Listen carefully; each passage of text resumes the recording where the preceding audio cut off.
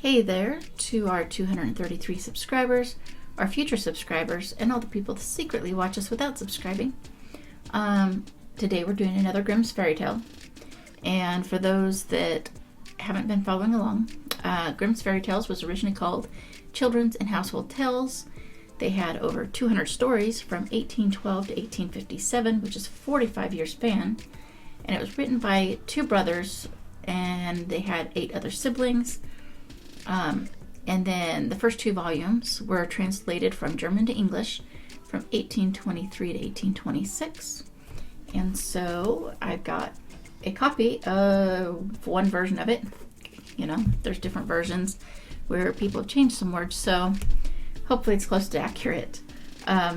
Anyway, I am going to attempt to read it without hurting my hand and while being able to see. So it's a complicated thing, but I got this handy little thing I got recently, so I'm going to try and use that in the book to hold the pages to minimize hurting my hand, and hopefully it will work a little bit better than trying to hold it with my hand. And I will try not to block my face too much. Oh, I don't know if I can avoid blocking my face using this thing. Oh my gosh, I don't think that's going to work. That'd be great if I was reading and not to a camera. So we're just going to have to, or maybe I can use it at the top. I don't know. Sorry you have to watch me fumble. Oh, that might work. Maybe. Possibly.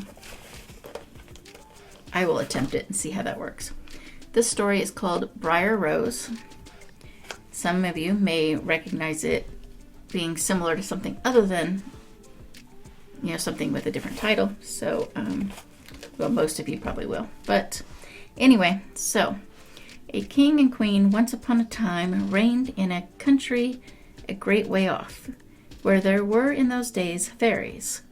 Now this king and queen had plenty of money and plenty of fine clothes to wear, and plenty of good things to eat and drink, and a coach to ride out in every day. But though they had been married many years, they had no children, and this grieved them very much indeed. But one day, as the queen was walking by the side of the river at the bottom of the garden, she saw a poor little fish that had thrown itself out of the water, and lay gasping and nearly dead on the bank. Then the queen took pity on the little fish and threw it back again into the river, and before it swam away it lifted its head out of the water and said, "I know what your wish is, and it shall be fulfilled, in return for your kindness to me.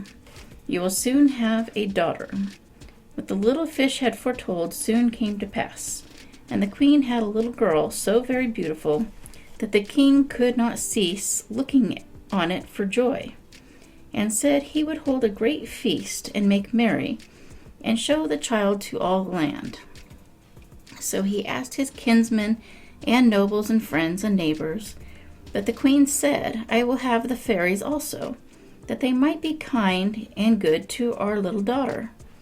Now there were 13 fairies in the kingdom, but as the king and queen had only 12 golden dishes for them to eat out of, they were forced to leave one of the fairies without asking her. So 12 fairies came, each with a high red cap on her head, and red shoes with high heels on her feet, and a long white wand in her hand. And after the feast was over, they gathered round in a ring, and gave all their best gifts to the little princess.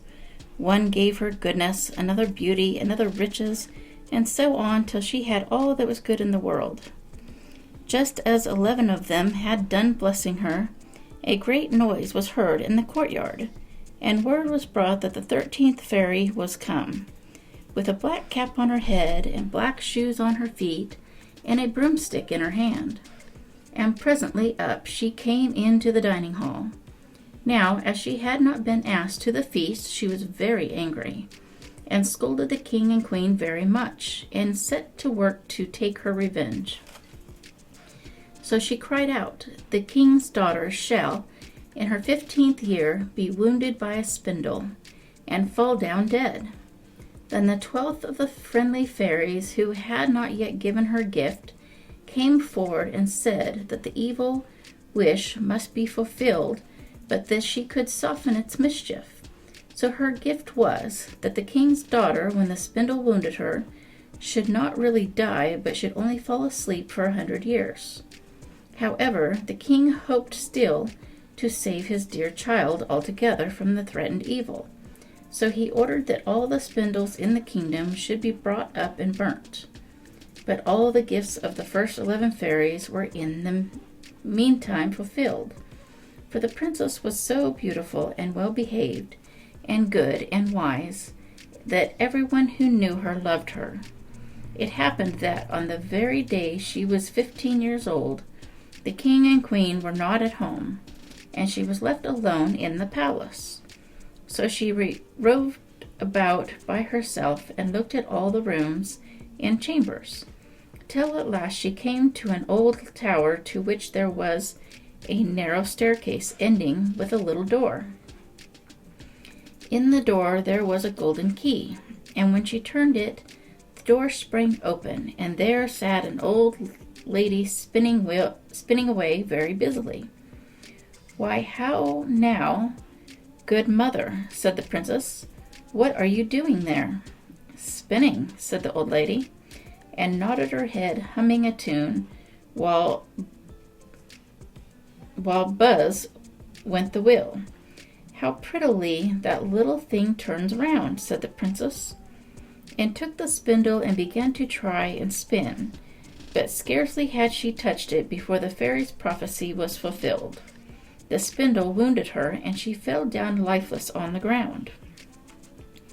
However, she was not dead, but had only fallen into a deep sleep, and the king and the queen, who had just come home, and all their court, fell asleep too. And the horses slept in the stables, and the dogs in the court, the pigeons on the housetop, and the very flies slept upon the walls.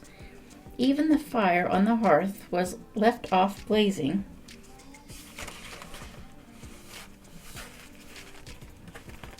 and I'm trying, and went to sleep. Ow. The jack stopped, and the spit that was turning about with the goose upon it for the king's dinner stood still. And the cook, who was at that moment pulling the kitchen boy by the hair to give him a box on the ear for something he had done amiss, let him go, and both fell asleep. The butler, who was slyly tasting the ale, fell asleep with the jug at his lips, and thus everything stood still and slept soundly. A large hedge of thorns soon grew round the palace, and every year it became higher and thicker, till at last the old palace was surrounded and hidden, so that not even the roof or the chimneys could be seen. But there went a report through all the land of the beautiful sleeping Briar Rose, for so the king's daughter was called. So that from time to time several king's sons came and tried to break through the thicket into the palace. This, however, none of them could ever do, for the thorns and bushes laid hold of them as it were with hands, and then they were stuck fast, and died wretchedly. After many, many years, there came a king's son into the land, and an old man told him the story of the thicket of thorns, and how a beautiful palace stood behind it, and how a wonderful princess called Briar Rose lay in it asleep, with all her court.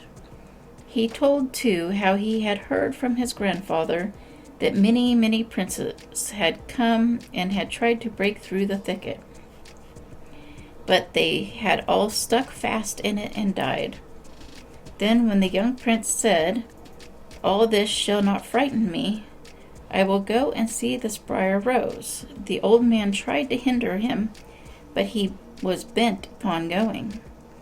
Now that very day the 100 years were ended, and as the prince came to the thicket he saw nothing but beautiful flowering shrubs, through which he went with ease, and they shut in after him as thick as ever. Then he came at last to the palace, and there in the court lay the dogs asleep, and the horses were standing in the stables, and on the roof sat the pigeons fast asleep. with their heads under their wings, and when he came into the palace, the flies were sleeping on the walls. The spit was standing still. The butler had the jug of ale at his lips, going to drink a draught. The maid sat with a fowl in her lap ready to be plucked, and the cook in the kitchen was still holding up her hand as if she was going to beat the boy. Then he went on still farther, and all was so still he could hear every breath he drew, till at last he came to the old tower and opened the door of the little room in which Briar Rose was, and there she lay fast asleep on a couch by the window.